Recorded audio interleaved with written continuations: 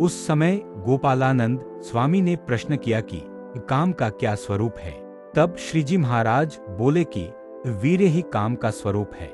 बाद में यह शंका की कि वीर्य तो 7 धातुओं में से एक धातु है, अतः इसे ही काम का स्वरूप कैसे कहा जा सकता है तथा उस वीर्य की उत्पत्ति कैसे होती है। तब श्रीजी महाराज ने कहा, मनोभा नामक नाड़ी में मन रहता है और मन में जब स्त्री संबंधी संकल्प होता है तब वीर्य शरीर में से मथकर मनोभा नाड़ी में एकत्र होकर शिश्न द्वारा उसी प्रकार आ जाता है जिस तरह मथानी द्वारा दही को मथे जाने पर घी तैरता हुआ ऊपर आ जाता है। जिनका वीर्य शिश्न द्वार पर नहीं आता उन्हें ऊर्ध्वरेता पुरुष तथा नैष्ठिक ब्रह्मचारी कहा जाता है। और श्री कृष्ण भगवान ने रास क्रीड़ा के समय स्त्रियों के साथ रहने पर भी वीर्यपात नहीं होने दिया था, इसीलिए उन्हें ऊर्ध्वरेता ब्रह्मचारी कहा गया और उन्होंने काम को जीत लिया। अतएव वीर्य ही काम का स्वरूप है। जिसने वीर्य को जीतकर अपने वश में कर लिया है वही काम पर विजय प्राप्त करने में समर्थ हो पाता है। फिर गोपालानंद स्वामी ने पूछा, जब इस देह को जला दिया जाता है तब सप्त धातुएं भी देह के साथ जल जाती हैं। ऐसी स्थिति में यदि वीर्य को ही काम का रूप माना जाए तो शरीर के साथ ही वीर्य जल जाने से काम को भी जल जाना चाहिए। तब इस जीव के अन्य देह में जाने पर काम क्यों उत्पन्न होता है।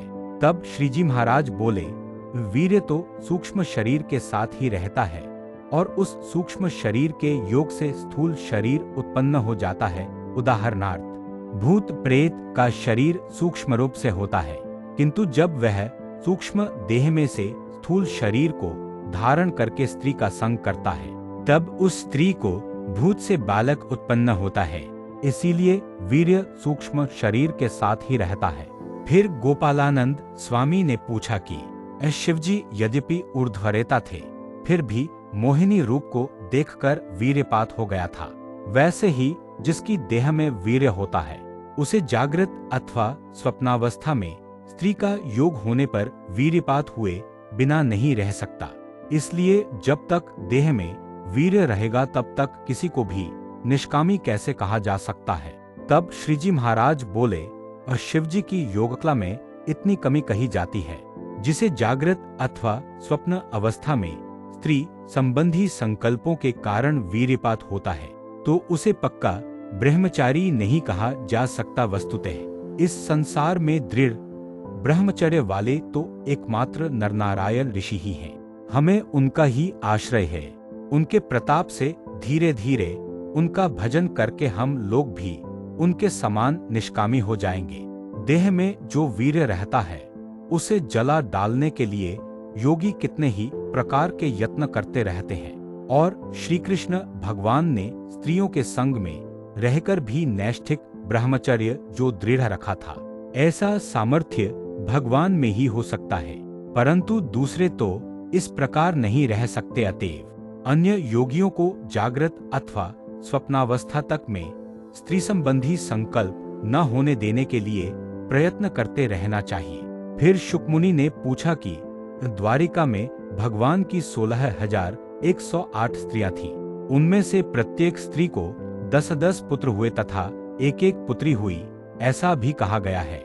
उसे किस प्रकार समझना चाहिए। तब श्रीजी महाराज बोले, द्वारिका और व्रज की बात एक दूसरे से भिन्न है।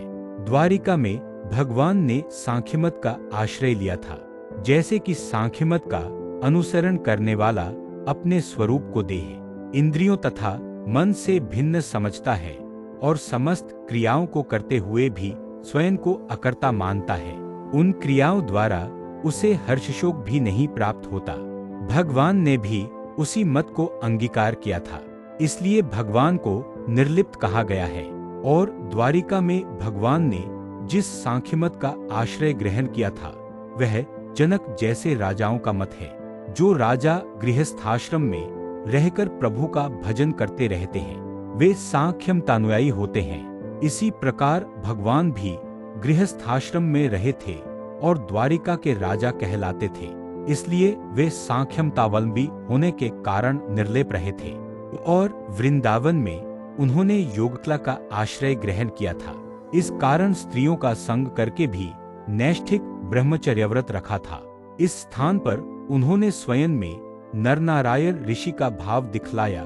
यह कथा श्रीमद् भागवत में है, जिसमें कपिल देव ने देवहूति के प्रति कहा है कि स्त्री रूप में मेरी जो माया है, उसे जीतने में नरनारायण ऋषि के सिवा अन्य कोई भी समर्थ नहीं है। इसी कारण श्री कृष्ण भगवान ने स्त्रियों के संग में रहने पर भी काम को जीत लिया था। और जब दुर्वासा ऋषि पधारे तो भगवान ने समस्त गोपियों से वहां खाद्य पदार्थों से भरे हुए थाल ले जाने के लिए कहा। तब गोपियां बोलीं कि हम यमुना जी को किस प्रकार पार कर सकेंगे। श्री कृष्ण भगवान ने कहा कि यमुना जी से इस प्रकार कहना कि यदि श्री कृष्ण सदैव बाल ब्रह्मचारी रहे हों तो हमें मार्ग दे दीजिए। बाद में गोपियां जब इस प्रकार बोली तब यमुना जी ने मार्ग दे दिया। समस्त गोपियां जब ऋषि को भोजन करा चुकी तब वे बोली कि हमारे जाने के मार्ग में यमुना जी है, तो हम अपने घर किस प्रकार जा पाएंगी। तब ऋषि ने पूछा कि वहां से आते समय किस प्रकार आई थी। गोपियों ने बताया कि हमने यमुना जी से ऐसा कहा था कि यदि श्री कृष्ण सदैव ब्रह्मचारी रहे हों तो हमें मार्ग दे दीजिए। इसलिए यमुना जी ने हमें मार्ग दे दिया था, परंतु अब घर किस तरह जाए। तब दुर्वासा ऋषि बोले कि इस बार यमुना जी से यह कहना कि यदि दुर्वासा ऋषि सदा उपवासी रहे हों तो हमें मार्ग दे दीजिए। जब गोपियों ने यमुना जी से इस प्रकार कहा तब यमुना जी ने उन्हें मार्ग दे दिया। इस पर गोपियों को अत्यंत आश्चर्य हुआ, परंतु वे भगवान तथा दुर्वासा ऋषि की महिमा को नहीं जान सकी। वास्तव में भगवान ने नैष्ठिक व्रत रखकर गोपियों के साथ क्रीड़ा की थी, इसलिए वे ब्रह्मचारी थे। किंतु दुर्वासा ऋषि विश्वात्मा श्री कृष्ण भगवान में अपनी आत्मा की एकता करके गोपियों द्वारा लाए गए समस्त थालों के खाद्य पदार्थों को अंगीकार कर गए थे। इस कारण वे भी उपवासी ही थे, क्योंकि समस्त खाद्य पदार्थ उन्होंने वस्तुतः भगवान को ही खिला दिए थे। अतः महापुरुषों की क्रियाएं समझ में नहीं आती। यदि सांख्यमतावलंबियों को खोजा जाए तो वे सहस्रों की संख्या में मिल जाएंगे, परंतु योगकला द्वारा ऊर्ध्वरेता रहने वाले तो एकमात्र नरनारायण ही है। अथवा नरनारायण के जो अनन्य भक्त होते हैं वे भी नरनारायण के भजन के प्रताप से दृढ़ ब्रह्मचर्य वाले हो जाते हैं। किंतु दूसरे लोग ऐसे नहीं हो सकते, तथा जिसके इंद्रिय द्वार से जागृत अथवा स्वप्नावस्था में वीर्यपात होता है वह ब्रह्मचारी नहीं कहलाता। और जो पुरुष 8 प्रकार से स्त्री का त्याग रखता है उसने ब्रह्मचर्य के मार्ग पर चलना शुरू किया है। अतः वह नरनारायण के प्रताप से धीरे धीरे ब्रह्मचारी हो जाएगा। और जब हमारी शैशवावस्था थी तब हमने यह सुना था कि वीर्य तो पसीने द्वारा भी निकल जाता है। तब हमने वीर्य को ऊर्ध्वगामी रखने के लिए 2 प्रकार की चलबस्ती सीखी थी तथा कुंजरक्रिया की शिक्षा पाई थी, और काम को जीतने के लिए कई आसन सीखे थे तथा रात्रि में गोरख आसन में शयन किया करते थे, जिससे स्वप्नावस्था में भी वीर्यपात नहीं हो पाए। फिर तो काम को जीतने का ऐसा उपाय किया कि शरीर से पसीना ही नहीं निकले तथा ठंड और धूप भी न लगे। बाद में हम रामानंद स्वामी के पास आए तब स्वामी ने पसीना निकले इसलिए हमारे शरीर पर अर्बूर नामक वनस्पति का लेप लगवाया। उसी की पट्टियां भी लगवाईं, फिर भी देह में पसीना नहीं आया। अतः काम पर विजय प्राप्त करने की साधना अत्यंत कठिन है, जिसे भगवान के स्वरूप की उपासना का सुदृढ़ संबल रहता है तथा जिसमें पंचविषयों में से किसी भी विषय की वासना बिल्कुल नहीं रहती और निर्वासनिक रहने की भावना अत्यंत दृढ़ हो चुकी हो, वही पुरुष भगवान के प्रताप से निष्कामी होता है। फिर नित्यानंद स्वामी ने पूछा कि निर्वासनिक होने के लिए ऐसी बात सुनना आवश्यक है या वैराग्य की जरूरत होती है। तब श्रीजी महाराज बोले, अकेला वैराग्य नहीं टिक सकता,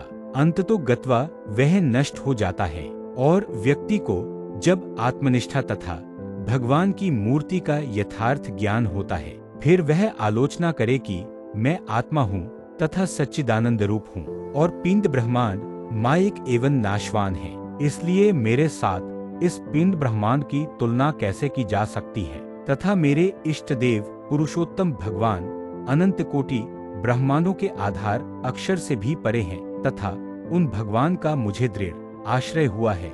ऐसी आलोचना से जो वैराग्य उदित होता है वह ज्ञानयुक्त कहलाता है, तथा उस वैराग्य का किसी भी काल में नाश नहीं होता। जैसे जलती हुई आग पर जल के गिर जाने से वह बुझ जाती है, किंतु समुद्र में स्थित बड़वानल अग्नि पानी से बुझाए जाने पर भी नहीं बुझती, वैसे ही ज्ञानयुक्त वैराग्य बड़वानल अग्नि और बिजली की अग्नि जैसा होता है। ऐसा वैराग्य कभी भी नहीं नष्ट होता। ऐसे वैराग्य के बिना अन्य वैराग्य विश्वसनीय नहीं है। और हमारे भीतर जो वैराग्य है वह बिजली की अग्नि तथा बड़वानल के सदृश है। सो हमारे स्वभाव को तो जो भक्त हमारे साथ बहुत दिनों तक रहे होंगे वही पहचानते हैं, और जो हमसे दूर रहते हैं उन्हें हमारे स्वभाव का परिचय नहीं होता। जैसे ये मुकुंद ब्रह्मचारी भोले भाले दिखाई पड़ते हैं, फिर भी वे हमारे स्वभाव को यथार्थ रूप से जानते हैं कि महाराज तो आकाश के समान निर्लिप्त हैं, और उनके लिए न तो कोई अपना है और न ही कोई पराया है। यदि मुकुंद ब्रह्मचारी हमारे इस स्वभाव को इस प्रकार समझते हैं, तो ईश्वर के समान गुण ब्रह्मचारी में दिख रहे हैं, तथा अंतर्यामी भगवान सब में विद्यमान रहकर प्रत्येक स्त्री पुरुष के अंतःकरण में इस प्रकार प्रतीति दे रहे हैं कि मुकुंद ब्रह्मचारी में किसी भी प्रकार का दोष नहीं है। ऐसे दिव्य गुणों के उदय होने का कारण यह है कि सत्पुरुष के स्वरूप में जो निर्दोष बुद्धि रखता है वह समस्त दोषों से रहित हो जाता है, और जो सत्पुरुष में दोष देखा करते हैं उन दोष देखने वालों की बुद्धि भ्रष्ट हो जाती है, और कामादिक समस्त शत्रु उनके हृदय में आकर निवास करते हैं। तत्पश्चात सत्पुरुष के प्रति दोष दृष्टि रखने वाले के हृदय को सदैव अशुभ संकल्प पीड़ा देते रहते हैं, और सत्संग करते हुए भी उसका दुख नहीं मिटता। और जो बुद्धिमान हैं वे हमारे समीप रहने के कारण हमारे समग्र स्वभाव को अच्छी तरह जानते हैं कि संसार में मोह उत्पन्न करने वाले धन, स्त्री, अलंकार तथा खाद्यपेयादिक जो पदार्थ हैं उनसे महाराज का कोई भी लगाव नहीं है, और महाराज सबसे उदासीन रहते हैं। यदि वे किसी को कृपा करके अपने पास में बैठने देते हैं या उसके समक्ष ज्ञान वार्ता करते हैं, तो वह केवल उस मनुष्य के कल्याण के लिए ही दया करके ऐसा करते हैं। और जो मूर्ख होते हैं वे हमारे पास रहने या दूर रहने पर भी हमारे स्वभाव को इस तरह नहीं जान पाते, और यह बात भी उन्हीं भक्तों की समझ में आती है जिसे आत्मनिष्ठा की दृढ़ता हो, तथा आत्मा में परमेश्वर की मूर्ति को धारण करके उसकी भक्ति करता रहता हो। इसके साथ ही वह स्वयं ब्रह्मरूप हो गया हो, फिर भी वह भगवान की उपासना का त्याग नहीं करता।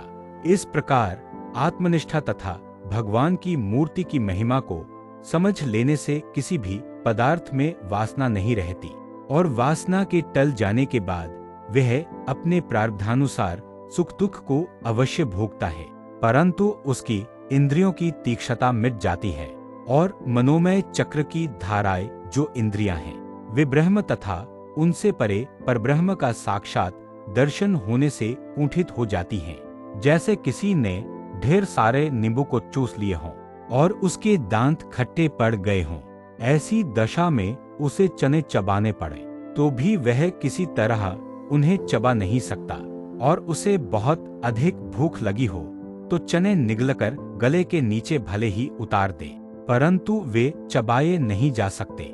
वैसे ही जिसने आत्मा तथा भगवान की यथार्थ महिमा जान ली हो, उसे संसार के किसी भी विषय सुख में आनंद नहीं आता, और प्रारब्ध रहने तक यद्यपि वह खान पान आदि सभी भोगों को अवश्य भोगता है, परंतु जिस तरह दांतों के खट्टे पड़ जाने के कारण चनों को निगल जाने के लिए बाध्य होना पड़ता है, उसी प्रकार वह भोगों को भोगता है। और वासना को मिटाना भी अत्यंत कठिन कार्य है। वासना तो समाधिनिष्ठ होने पर भी रह जाती है, समाधि लगने के बाद ब्रह्म के स्वरूप से पुनः देह में किसी भी प्रकार लौटा नहीं जाता। फिर भी यदि कोई वापस लौटता है तो उसके 3 कारण होते हैं। प्रथम कारण यह है कि जिसे सांसारिक सुख की यदि कोई वासना रह गई हो तो वह समाधि से लौटकर पुनः देह में आता है। दूसरा कारण यह है कि कोई अति समर्थ हो और समाधिस्थ हो गया तो वह अपनी इच्छा से पुनः देह में वापस लौटता है।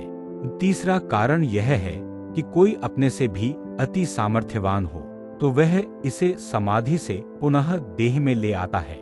इन 3 कारणों से ही जीव का इस देह में प्रत्यावर्तन होता है। जब समाधि लग जाती है तो उसमें ब्रह्म का दर्शन होता है और कोटि कोटि सूर्यों के समान ब्रह्म का प्रकाश देखने पर यदि वह अपनी अल्पबुद्धि के कारण प्रत्यक्ष पुरुषोत्तम भगवान की मूर्ति में किसी प्रकार की न्यूनता मान लेता है तथा ब्रह्म में अधिक महत्ता मान लेता है, तब उपासना भंग हो जाती है। अतः प्रत्यक्ष मूर्ति में अत्यंत दृढ़ निश्चय होना ही चाहिए, तभी समस्त कार्य संपन्न हो जाते हैं। हमने भी ऐसा दृढ़ निश्चय किया है कि जो कोई हमको समर्पित होते हुए अपना मन अर्पण कर देता है और लेश मात्र भी पर्दा हमारे साथ नहीं रखता तो हम भी उसमें किसी भी बात की कमी नहीं रहने देते हैं। जिसने मन अर्पित कर दिया हो उसके कैसे लक्षण और मन न देने वाले के कैसे लक्षण दिखाई देते हैं। तब श्रीजी महाराज बोले कि जिसने अपना मन अर्पित कर दिया हो वह परमेश्वर की कथा हो रही हो तथा उनका दर्शन होता हो, तब स्वयं उपस्थित न रह सका तो अपने हृदय में अत्यंत दुखी होता है। भगवान के श्रवण में, भगवान की कथा और उनके दर्शन में अधिकाधिक प्रीति होती रहे, परंतु कथा एवं दर्शन से उसका मन पीछे नहीं हटता। जब परमेश्वर किसी को परदेश भेजने की आज्ञा करते हों तब मन अर्पण करने वाले के हृदय में ऐसी भावना हो आती है कि यदि भगवान मुझे आदेश दें तो मैं बुरहानपुर तथा काशी में जहाँ कहीं भी भेजे वहाँ प्रसन्न मन से जाऊं। इस प्रकार परमेश्वर की रुचि में रहकर जो स्वयं प्रसन्न रहता हो वह यदि सहस्रों कोस दूर हो फिर भी हमारे पास ही है, परंतु जिसने इस प्रकार मन अर्पित नहीं किया हो वह हमारे अत्यंत निकट रहने पर भी लाखों कोस दूर है। जिसने हमें मन अर्पित न किया हो उसे उपदेश देने में भी हमें भय रहता है कि क्या मालूम यह सीधा समझेगा या उल्टा। इस प्रकार जिसने मन अर्पण किया हो या न अर्पण किया हो उसके लक्षण हैं। इति वचनामृतम 73।